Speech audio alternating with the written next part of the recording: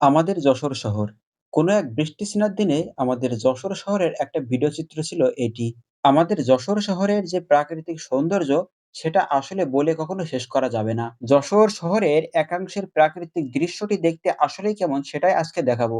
যদিও ভিডিও চিত্রটি বেশ আগের, তো ভিডিওতে দেখতে পাওয়া এই অংশটি হলো যশোরের রেল রোড অর্থাৎ ৪ খাম্বার মোড়, যার পাশেই রয়েছে যশোরের একমাত্র ৪ তারকা হোটেল, হোটেল ওরিয়ন। আর সামনেই রাসেল চত্বর, যেটা বর্তমানে এখন আর রাসেল চত্বর নাই।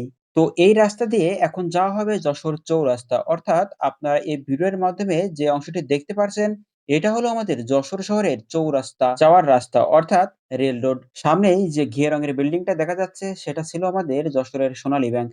এখন আমরা বেশ প্রায় এর ভিতর দিয়ে যাব আর এন রোড। শহরের এই জায়গাটা যেমন শান্তশিষ্ট, ঠিক মাঝে মাঝে তেমনি অনেক ভিড় হয় এই রাস্তায়। আজকের ভিডিওটিতে আমি দেখাতে চলেছি আমাদের যশোর শহরের বিভিন্ন অংশের ভিডিও চিত্র। শহরের বিভিন্ন অংশের ভিডিও চিত্র ধারণ করার কারণে ধারাবাহিকভাবে যদিও দেখানো সম্ভব না, তারপরও দেখানোর একটু চেষ্টা মাত্র।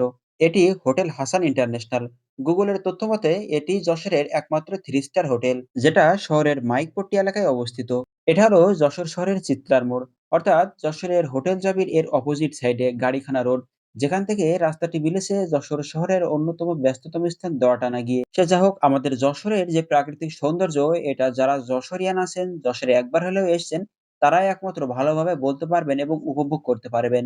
এত সুন্দর একটা শহরের প্রাকৃতিক সৌন্দর্য উপভোগ করতে হলে আপনাদেরকে অবশ্যই আসতে হবে আমাদের যশোর শহরে। কেননা এই শহরটা খুবই সুন্দরভাবে সাজানো গোছানো রয়েছে।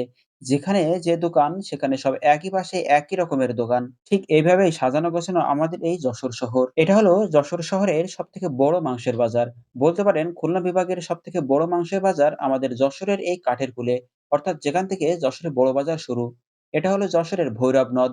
আর এই ভৈরব নদের তীর ঘেঁষেই মূলত আমাদের সুপরিচিত এই যশোর শহর অবস্থিত। ভৈরব নদ এর অনাকাঙ্ক্ষিত ব্যবহার এবং অপরিষ্কার থাকার কারণে মূলত শহরে জলাবদ্ধতার দেখা দিয়েছে। এটা হলো যশোরের কেন্দ্রীয় কারাগার, যেখানে যশোরের অনেকগুলো আসামিদের রাখা হয়। যাই হোক, এই রাস্তাটি উঠে গিয়েছে আমাদের যশোরের নিউ মার্কেট এলাকায়।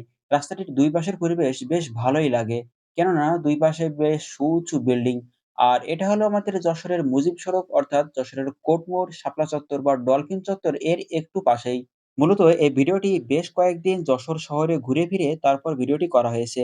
ফাইনালি এই ভিডিওতে যে চিত্রটি এখন দেখা যাচ্ছে, এটা হলো আমাদের যশোরের সবথেকে ব্যস্ততম স্থান এবং আমাদের শহরের প্রাণকেন্দ্র দরাটানা। ঠিক এই জায়গাটিতেই সবথেকে বেশি ভিড় এবং অধিক মানুষ যাতায়াত করে প্রতিদিন। কারণ শহরের সবকিছু মাত্র এই জায়গা থেকেই শুরু হয়। যাই হোক, আজকের ভিডিওটি এ পর্যন্তই। আমাদের যশোর শহরে একবার হলেও ঘুরে এসে থাকলে অবশ্যই জানাবেন কেমন লেগেছে আমাদের এই যশোর শহর।